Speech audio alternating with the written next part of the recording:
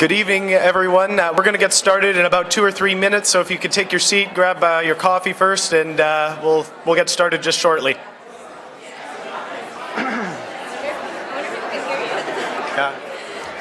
Can you actually hear me at the back? That's a question. No, you can't, eh? How do we turn it up? They probably can when it's quiet, but... Okay. What's that? What's it? Yeah. Could everyone please take a seat? We're going to get started in a couple of minutes. There we go. You could hear that, right? Yeah, okay.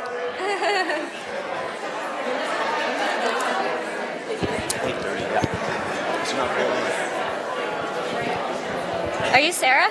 That's Hi. it. I love your photograph. I love your photograph. Oh, thank you. What's your name? Allison. So I'm just going to introduce the counselor. And Okay, yeah. Out of the way.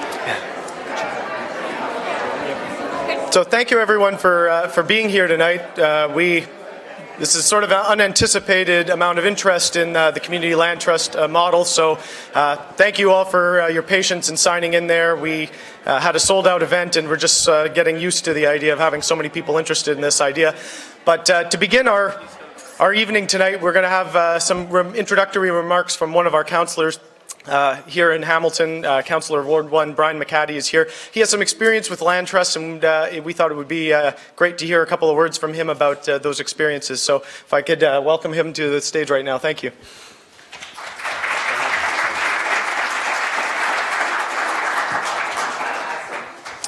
Well, thanks very much for, we got to get close to the microphone, right? Is that it? Okay. Try and do my city councillor voice. Or my Jason Farr voice maybe might be more appropriate, the radio thing. Well, thanks very much for inviting me to be part of this tonight. I've been watching it by Twitter and Facebook and other places. The Community Land Trust here in Hamilton has been showing up all throughout the city, and it's been tremendous to watch it grow as an idea. What I wanted to touch on tonight is I got involved for the first time in land trusts way back in 1990, and it was when I was working on my environmental studies degree at University of Waterloo, and I did my fourth year honors thesis on land trusts and the idea, and I had the opportunity to attend the first interprovincial land trust conference. It was in a place called the Reuter Valley in Eastern Townships in Quebec. And that was a great experience. As you can imagine, there was a little brook, Reuter Brook, and there was an amazing sauna right beside the brook, and we talked all night in the sauna, jumping in the river and back into the sauna, and talked about land trust business and learned about land trusts, amongst, of course, less exciting discussions inside in the meeting rooms and that sort of thing. But it's still a strong memory. And at that point, land trusts in Ontario, land trusts in Canada were kind of a new idea from a great perspective. And the focus that I had at that point was more on natural heritage-based land trusts. So looking at ways to protect natural areas, wetlands, forests, rivers, and that sort of thing through establishing a land trust. And when I was working on my fourth year thesis, I had the opportunity to work in the lower Grand River area, in the Cayuga area, to actually establish the lower Grand River Land Trust. And Robin McKee was part of that back in those days in 1990. We know Robin from his Hamilton days and his work in heritage, cultural heritage, and leading tours of the cemetery and all kinds of great things that I would have is don't worry about that. Don't worry about that. Establish the land trust, establish the the governance, of course, the proper board, and begin working on actual projects and ideas. What we did in the Lower Grand River Land Trust, we hired a landowner contact person to start speaking to landowners who own those natural areas in the Cayuga area, the North Cayuga Slough Forest, Robin, we started with. And that very first summer we started that project, the very first summer of the land trust. And lo and behold, one of the big landowners, like 1,600 acres and both sides of the Grand River and lots of land, died the next year and left the 1,600 acres and the Ruthven historical property, heritage property, to the land trust. just out of the blue, our very first year in existence, we had that drop in our lap. And it was a pretty amazing thing to have happen. It sort of totally subsumed the Land Trust, as you can imagine, a project that size. And we began moving very, very quickly, and it was ran into some difficulties because it's hard to move that quickly when you're a brand new land trust. But I just wanted to provide that as an example. As you're sitting there saying, where are we going to find the money, where are we going to find the resources, that's really a secondary thing. Move ahead on the land trust, establish it as quickly as you can with the proper governance pieces in mind and the proper people involved. But establish it and it'll happen. Things will start happening magically. And I look around the room, there's many people in the room who already are accomplishing so much already. So you already know how to make things happen. So I think you've got a significant head start to where we were, Robin, back in Cayuga in those days. The last thing I'll mention is that the really exciting part about a community land trust is it just speaks to exactly to this idea of direct democracy. It's not a question of asking the city to buy land or asking the city to do something. You're prepared to take action yourself. And of course, this comes, again, looking around the room from a lot of the neighborhood planning teams. I see David Derbyshire and others in the room who are working on those right across Hamilton and different neighborhoods. You're already taking action. And the participatory budgeting process that Councillor Farr has, we've got one on Ward 1. So that's examples of that direct democracy that we're seeing happening in Hamilton. Many, many more projects. Hamilton's doing it. And we need to follow up on that. So that's the real other exciting part about a community land trust is to take control of things yourself and start making things happen just right away.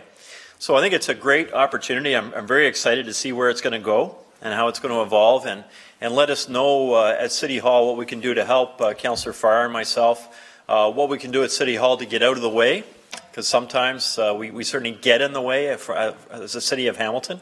So there may be things you need us to step away from or to try and clear out of the way to make you be successful or help you be successful. So let us know on that, and have a great evening, a great discussion. Looking forward to it. Thank you.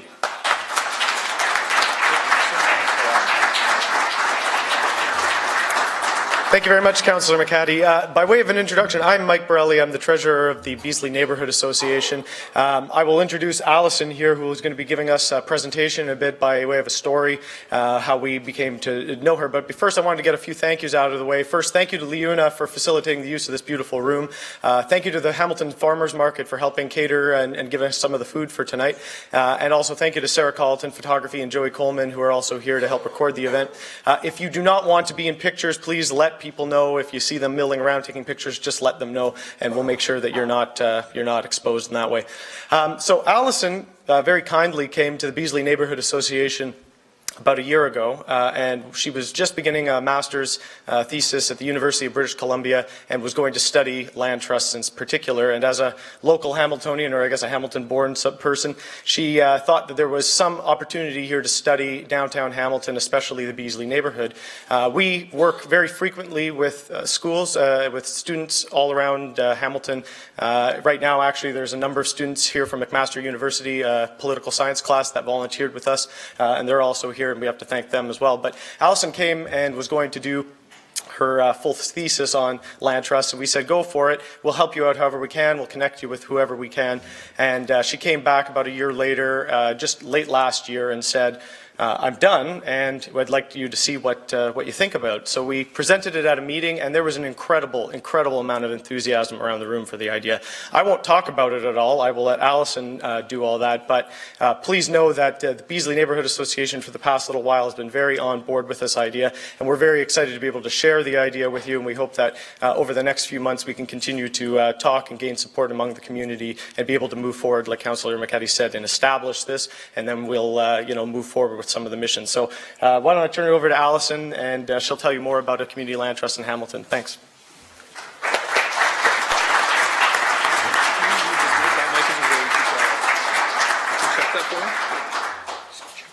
Check, check, check. Nice and loud. You gotta Check, check, check. Can you hear me at the back? Yeah. Okay. Thank you, Mike, and thank you everybody for coming. We've been so thrilled with the reaction that we've received so far.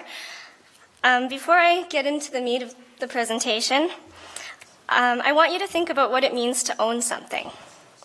Typically, our first response is to say that to own something means to possess it, to hold on to it, to control it, and to have exclusive use to it, and to be able to exchange or sell that something. But I want to assert that there is also a second meaning of ownership, which is to take full responsibility for something. This is what we mean when we say that one must own their decision or own up to something. When it comes to ownership of land, this half of the meaning is considered much less frequently. And when you look around much of the lower city, you can see clear evidence that this is true. We can all think of disused plots of land or the odd empty house, its absentee landlord ignoring the tax bill and property maintenance for years in the hope to one day flip it for a profit. This is where a community land trust comes in. A community land trust is a responsible, not-for-profit landowner that is governed for and by the community. It stewards the land by permanently removing it from the speculative market and actively controlling the uses that occur on that land through lease agreements. In short, it redefines the meaning of land ownership to prioritize a sense of responsibility to the surrounding community's needs and values. The urban version of the community land trust model originated in the United States in 1981 with the Community Land Cooperative in Cincinnati. Today, there are over 240 CLTs in the United States, ranging from small organizations run by a handful of volunteers and owning maybe just one or two properties, to large city, regional, or even state-run organizations with much larger and more diverse portfolios. There is also a growing CLT movement in places like the UK, Belgium, Australia, and of course Canada. CLTs that resemble the American model began to emerge in Canada in the 1990s and early 2000s in places like Calgary, Winnipeg, and Edmonton. Although Canadian CLTs of the urban variety remain rare, renewed interest in the model has emerged in places like Vancouver and Toronto in recent years in response to the affordable housing crises facing those cities. Unlike in those cities, a community land trust in Hamilton will also need to address revitalization and the redevelopment of underutilized land and brownfields.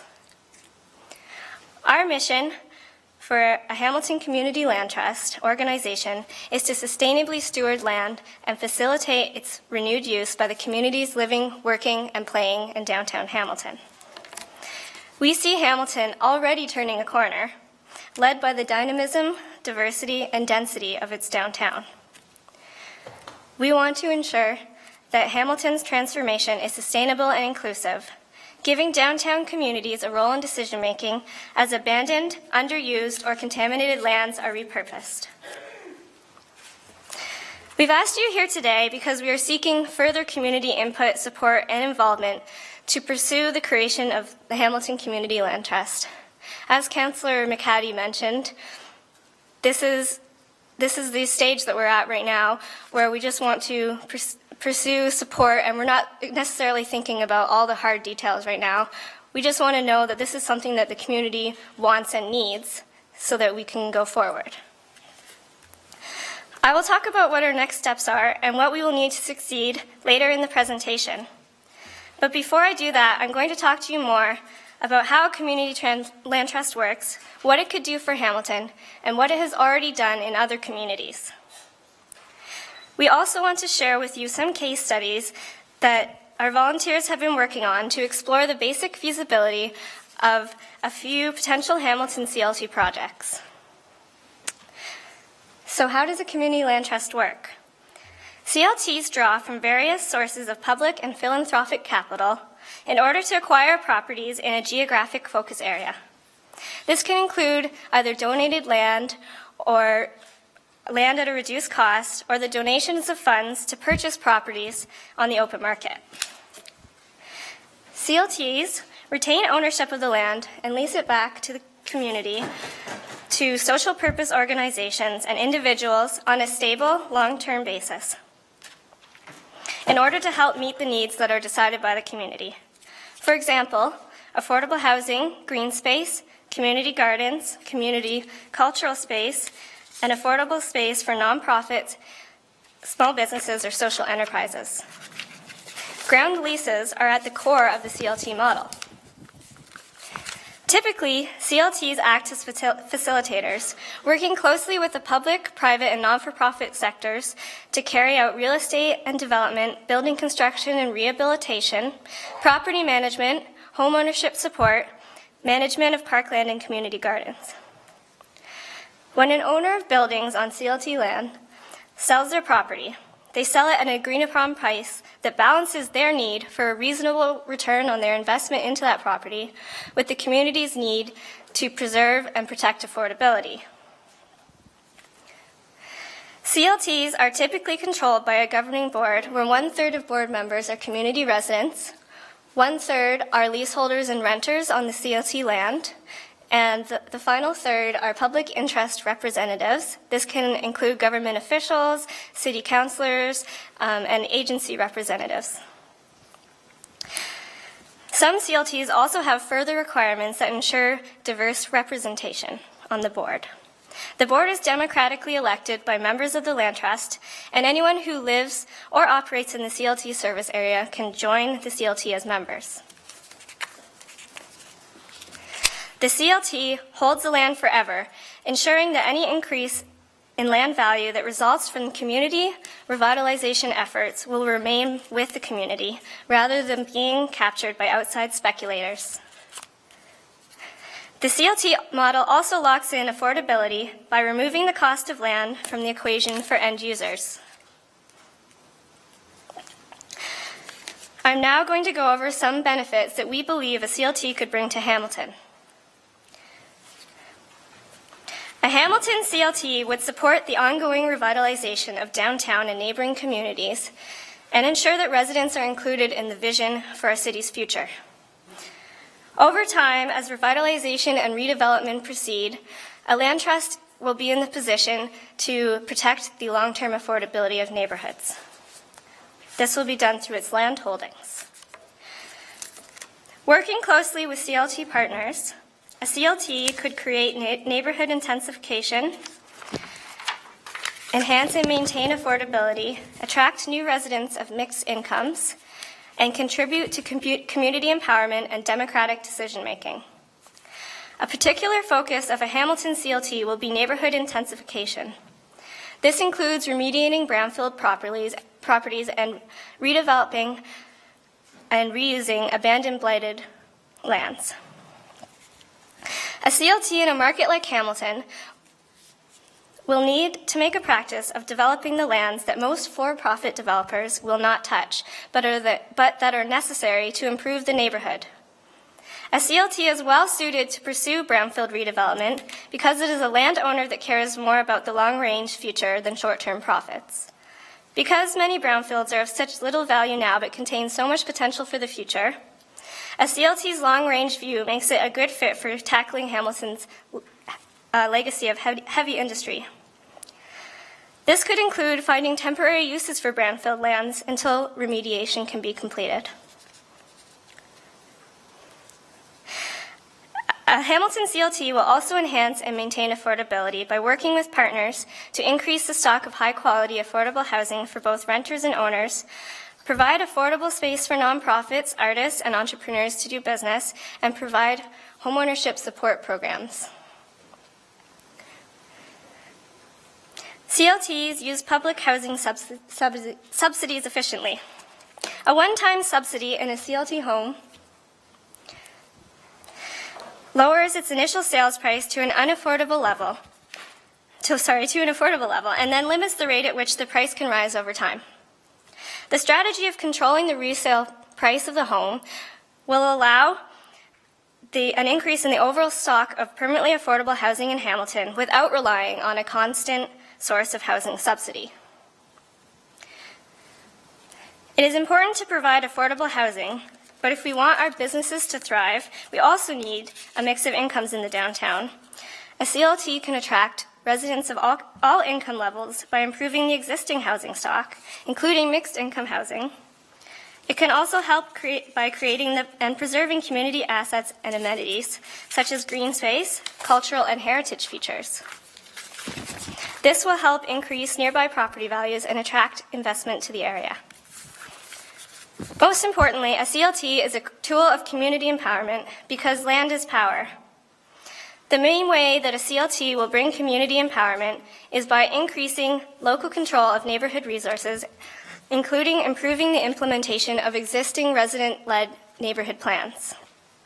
It can also build assets and capacities through programs like community gardens and affordable home ownership support. Okay. So we're now going to take a quick question break. There should be Post-it notes at everybody's table. And we'd like you to just quickly jot down your answer to the question based on what you've heard so far of what excites you most about the Community Land Trust model. And we will have somebody come around to collect those questions or comments.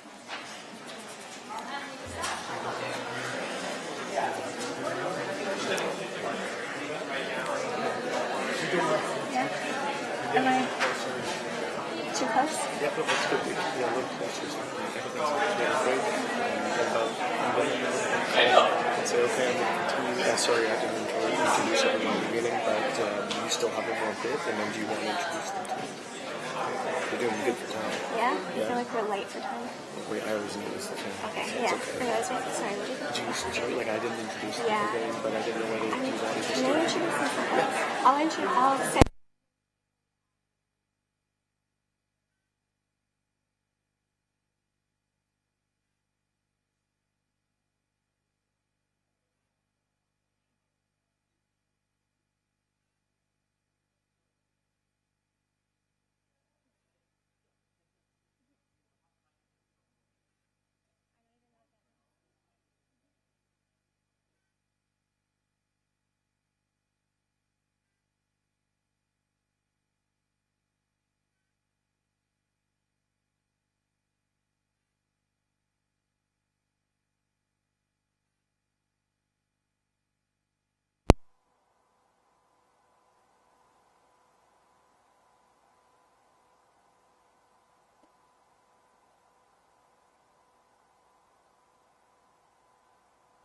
For those of you just joining in right now, we're live here at LaUna Station, where the Hamilton Community Land Trust is holding their launch event. Audio will be off until they restart at the podium.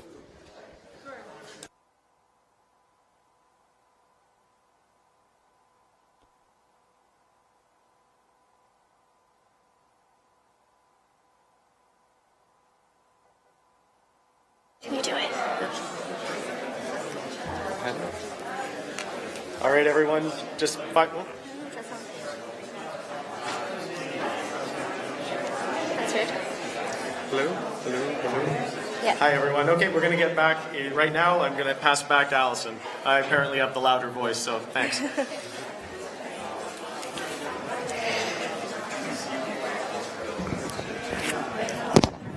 Thank you. Okay, good idea. There are many living examples of community land trusts that have successfully carried out these activities that I just mentioned. While the Hamilton model will be unique, it will also draw from the experiences of existing land trusts like these ones, including their successes and lessons learned. The Champlain Housing Trust in Burlington is held in high regard as the largest and most successful example of the community land trust model. The CHT began in 1984 with a $200,000 startup grant from the City of Burlington. Its mandate was to increase affordable home ownership and rental opportunities for families of modest means and to promote neighborhood preservation and improvement. Today, its portfolio includes over 1,800 rental properties and 500 homes. They have also created 2 small urban parks and space for several organizations. Many of these developments have been located in renovated older buildings and brownfield redevelopments, helping to revitalize many areas of Burlington, including its historic downtown. The organization and its partners hold $250 million in assets, and pay over $1.2 million in annual property taxes to the City of Burlington. The Dudley Neighbors Incorporated is a land trust created in 1988 by the Dudley Street Neighborhood Initiative in Boston. It was created as a tool to implement that neighborhood's resident-developed revitalization plan. It is a well-known example of a successful land trust that operates in a weak market community like Hamilton and focuses on revitalization. It also has a unique board of directors that is designed to reflect the diversity of the neighborhood. The DSNI is exceptional in that it was able to win the power of expropriation in order to take control of abandoned and blighted properties. It combines this with land donations from the city to form its land base. Working with nonprofit and private developers, they have built 225 homes, 3 parks, a community center, a 10,000 square foot community greenhouse on CLT land. In the next 10 years, they are planning 250 more homes, as well as parks, gardens, open space, and a revitalized local shopping area. A Canadian example of the CLT model, the Calgary Community Land Trust, began following a 2001 study that was launched by the Calgary Homeless Foundation, the Alberta Real Estate Foundation, and the CMHC. It is controlled by the Calgary Homeless Foundation and works in close partnership with agencies such as Habitat for Humanity and the YWCA, as well as all 3 levels of government and the private sector in order to provide housing and housing support to low-income and modest-income families, as well as those living with disabilities and Aboriginal persons. It has achieved charitable status and completed 4 housing projects, including the largest Habitat for Humanity development in Alberta. Finally, the Atlanta Land Trust Collaborative is a recent effort by Atlanta Beltline Incorporated to set aside land for affordable housing in advance of property value increases that are anticipated from the large-scale revitalization project there. The ACLT uses a unique central server model that supports community groups and community development organizations to set up their own CLTs, and where they lack that capacity, the ACLT will sometimes act as the community land trust for that area. So far, the ACLT supports 3 projects in 2 different neighborhoods. I'm going to now ask Ali Tudor to come up to the microphone. We're going to move into the section of the presentation where we present our feasibility studies for some projects that we've just sort of been brainstorming about and looking into what will be needed to sort of get these things going. Hello. So I'm going to be talking about community gardens and their potential within the Hamilton Community Land Trust model. So community gardens have been an important part of Hamilton living for generations. In recent years, the growing popularity of urban gardening and the local foods movement means downtown communities are clamoring for more space to grow food and subsequently build community. Neighborhood plans have identified a desire for more parkland, more green space, and more garden space in Hamilton's communities. However, oftentimes gardens are a land use that is difficult to defend from the pressures of a land development. So a community land trust would allow for land in downtown Hamilton to be permanently set aside for community gardening purposes, so that this important land use is not a victim of Hamilton's future economic successes. The flexibility of community gardens means that this land use is widely compatible, makes use of odd-sized land plots, and can be placed on marginalized or brownfield lands. With minimal setup and annual cost, community gardens offer a low-cost, high-impact opportunity for community building, bringing together established groups and community organizations for various aspects of the projects. By providing the land, the Hamilton Community Land Trust will allow for a continued expansion of Hamilton's community garden network, giving any Hamiltonian the chance to grow their own food.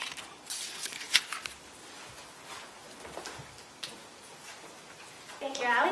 We're now going to ask Ryan Nelson to come up. Hello, my name is Ryan Nelson. I'm a Beasley resident and excited about what a community land trust could do for affordable housing.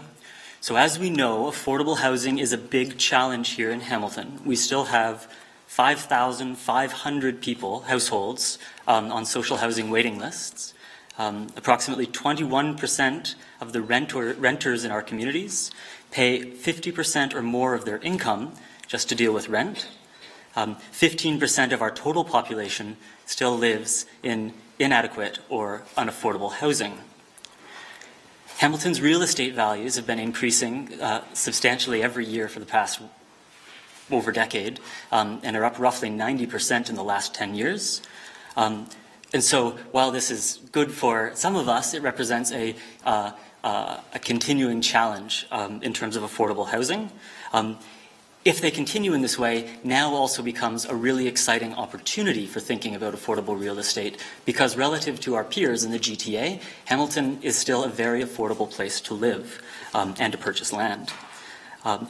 Another of the interesting things that's going on is a thriving arts and culture movement in the core. And as artists come and add vitality to our community, real estate values are going up. And so exciting communities that kind of preserve that artistic and cultural ethos, New York and Vancouver, have come up with very exciting models for making affordable real estate permanently affordable to artists. So what could a CLT do? First, it could buy and renovate existing homes and rent them out with the help of community partners at permanently affordable rents. Alternatively, it could steward an affordable home ownership model where we purchase and renovate buildings or homes, sell the actual rights to the house to a member of the community, but retain the land rights. That's what they do in Burlington, Vermont. By retaining the land rights, we make sure that when the home is resold, that the levels that it's sold at are always affordable. So that's the second thing we could do. A third thing we could do, as Brian McCaddy mentioned, is be opportunistic. As an opportunity to get a great property comes in, we're an organization that's prepared to take that property right now and hold it until the right opportunity to build some affordable real estate or affordable housing project on the surface comes along. And the last thing is to provide land to explore alternative affordable housing strategies. And so pocket housing is a new and exciting idea that's been identified by a number of Hamilton's affordable housing community. So that's affordable housing. Thank you, Ryan. Now I'm going to ask Dave Stevens to come up. Hi, I'm Dave Stevens, North End resident. I'm here to talk about converting parking lots and derelict brownfield sites into recreation fields and urban forests. There is so much potential hidden under a layer of asphalt in the downtown core. What a community land trust can do to brownfields and vacant lots, you can repurpose it for sports fields for children to play. Recreation fields in the downtown core are very sparse. Children have to travel quite distances, and with the traffic down here, it's pretty much unsafe for them to go unattended without their parents' supervision. We have lots of vacant lots which are just overgrown with weeds. These can be converted into urban forests. In the area, there's a diminishing Carolinian forest, which is almost extinct in the area now. By planting an urban forest, you allow for the natural fauna of the area to reclaim their natural home, which they've been losing to urban sprawl. In brownfield sites, you can actually plant flowers to help the pollinators reproduce. Right now, there's a big lack of the bees disappearing. With improving habitats for pollinators, you increase room for the pollinators, because if you think about it, when they go, we won't be far behind. Thank you.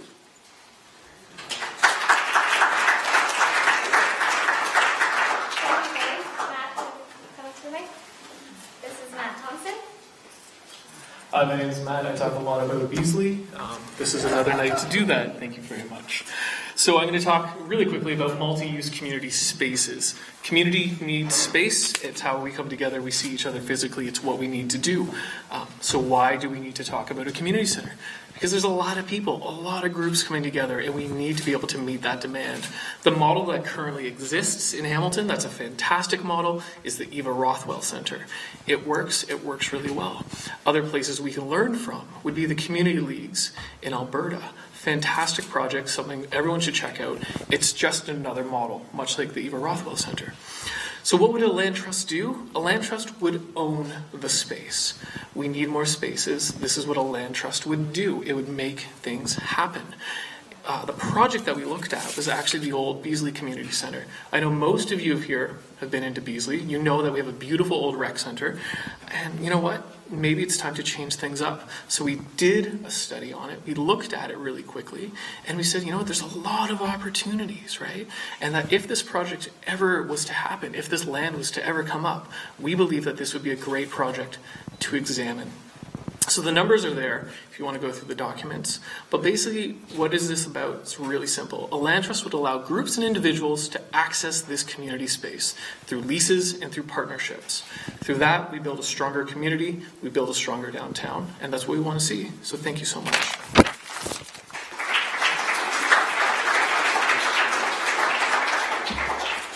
Thank you, Matt, and all of the volunteers for their hard work on those case studies. Okay, so I guess you're wondering now, what are the next steps when we're talking about forming a community land trust? If we are to form a community land trust to implement these and other projects, a number of factors will be fundamental to our success. This includes support from Hamilton's diverse communities, government support, volunteers, funding and capitalization, and community partnerships. Many of these factors take shape and are most needed in the early stages of a CLT formation. So we're talking right now, starting from today. In the next year, we plan to form a transitional board of directors to replace the current steering group,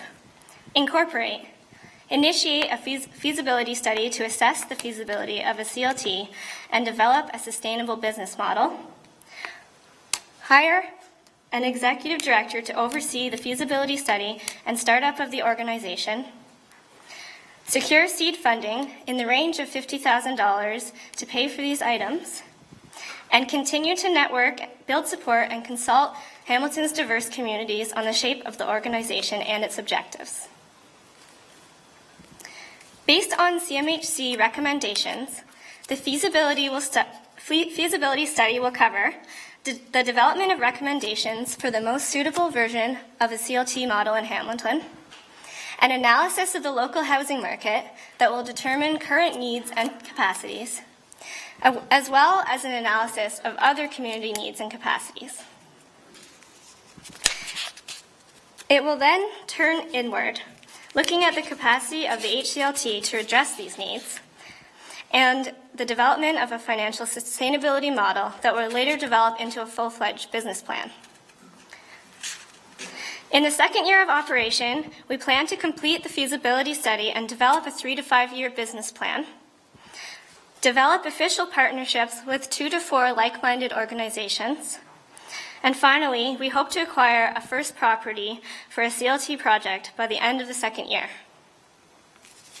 In the longer term, it will be necessary to acquire more land, achieve charitable status in order to make land donation easier, and develop a membership-elected board of directors, while also developing sustainable sources of operating funds. It will also be necessary to maintain an ongoing conversation and relationship with the city's diverse communities, funders, and local government. Thank you. Cool. Thanks. So before we break out into groups, you'll notice at every table, or hopefully at almost every table right now, there should be a volunteer facilitator. I just wanted to look back at all the volunteers and say thank you again. There's a list of them all here. I know I can't go through every single person, but just to give you an idea, this group of volunteers from the Beasley and downtown area first got together only 10 weeks ago. And it was at that first meeting that we decided to move forward with an idea of building this. And only 2 weeks after that we had to make the decision as to whether we were going to do this April 1st or April 2nd. So naturally, we're all a little freaked out by that, but we're very, very thankful that you all came here and gave us a good reason to work. And also wanted to thank Alison Maxted especially for putting together the wonderful presentation and for doing all of the research that led up to this point. We would not be here at all if she did not come to approach the Beasley Neighborhood Association last year. So I want to specifically give her a hand right now and say thank you.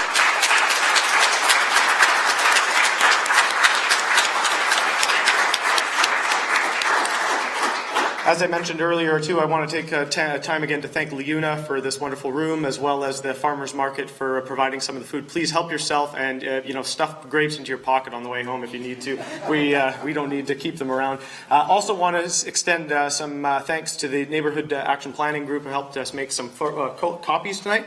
OPERG McMaster, which also made some sponsorship contribution, the Beasley Neighborhood Association, the Central Neighborhood Association, and the North End Neighbors, along with, like I mentioned, Joey Coleman, who's here, Sarah Colleton Photography, and a long list of more than 24 individual volunteers who have donated more than, I was trying to calculate this the other day, I would estimate close to 200 hours of their own professional and volunteer time. And I was estimating, trying to figure out what an event like this would cost to try to put together professionally, and it would be a lot more than the type of resources that we had tonight. So thank you to everyone who contributed tonight. We really couldn't do it without you.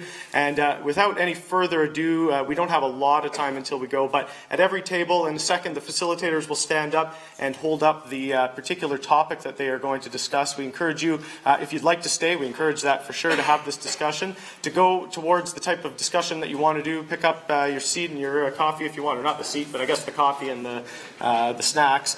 And if you have anything else you'd like to tell us, everyone received one of our booklets that had a survey inside of it. There's a self-addressed stamped envelope attached to it. Please fill out the survey, get it back to us, and we'll learn a lot. So thank you again for coming, and I will say one more thanks in about 40 minutes' time.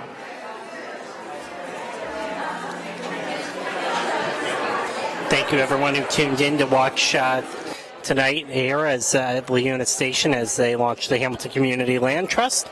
We'll be back tomorrow morning, 10 a.m., Hamilton Police Headquarters, where they are going to do the gun amnesty rollout.